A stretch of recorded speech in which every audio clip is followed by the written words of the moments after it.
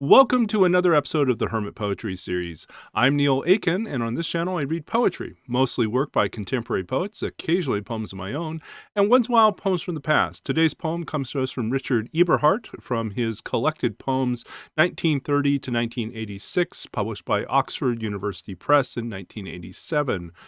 This poem is entitled The Groundhog and comes as a request by one of our longtime viewers. Feels like I'm running a radio show, right? One of our longtime listeners has put in this request. So in any case, this one is entitled The Groundhog, Richard Eberhart.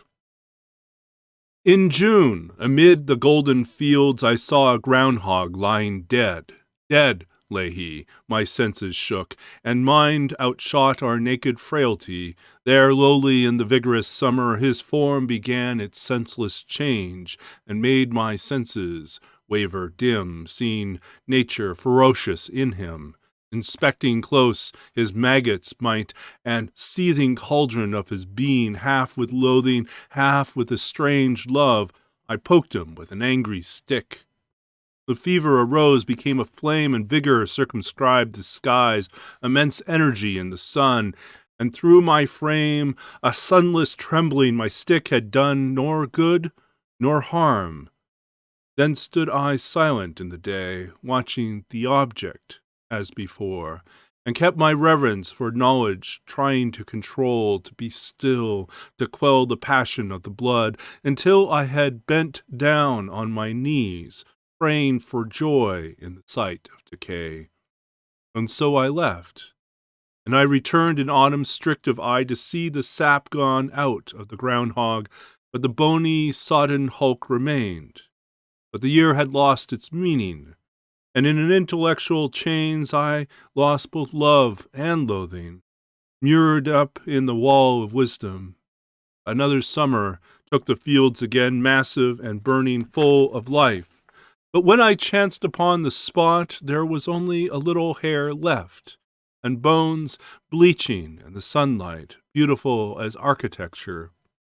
I watched them like a geometer, and cut a walking stick from a birch.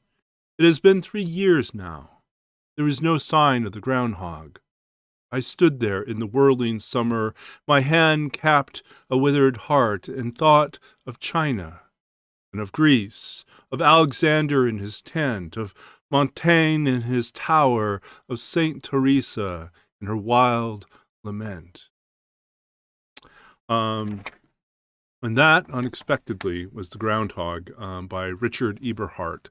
We talked about this with my friend about how for a poem that begins in such a place where we feel this revulsion to the form of the rotting, decaying flesh of the groundhog, to suddenly find ourselves turned completely around, encountering its architectural bones, to think about it as, well, just another evidence of our own frailty, of our own ephemerality, of how everything grand and great we imagine passes in time, till there is nothing in the spot at all.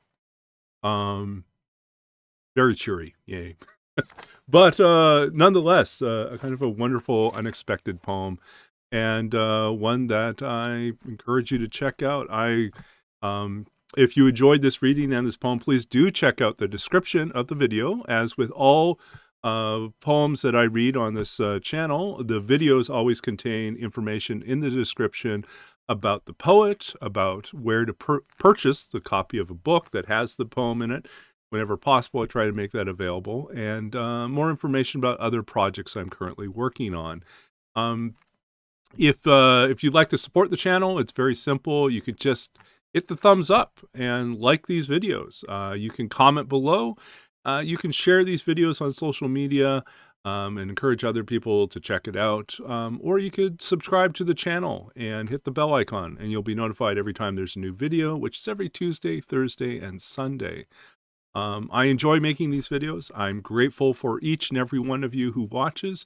I'm thankful for, in a weird way, for the pandemic pushing me to make these videos, because I think initially when I moved back to Canada, I wondered how I might stay in contact with a wider world of poets, what I could do to be plugged in, to be connected. And one of the things I deeply missed, especially in the midst of the pandemic, was the opportunity to be involved in poetry readings and also just to read work out loud. And I didn't have as many opportunities. So I'm grateful that this platform provides me that opportunity to continue to immerse myself in the words and the work of others and to find delight in poetry. And hopefully, in some small measure, you're finding delight as well. Thank you all for being here, and I wish you all the very best. We'll be back again soon with more poetry and more reading. I'm Neil Aitken. This is the Hermit Poetry Series, and we'll be back in a couple days with another poem and another reading. And until then, stay safe and well, keep reading and writing, and keep finding ways to build bridges, connections to those around you, one poem, one word, one line at a time. In some small way, literature is that connection. Art provides us an opportunity to step beyond language into the hearts and minds of those around us. So, wishing you all the best in your creative journeys as I continue mine, and we'll be back again soon. Until then, be well, and we'll see you soon. Thanks. Bye.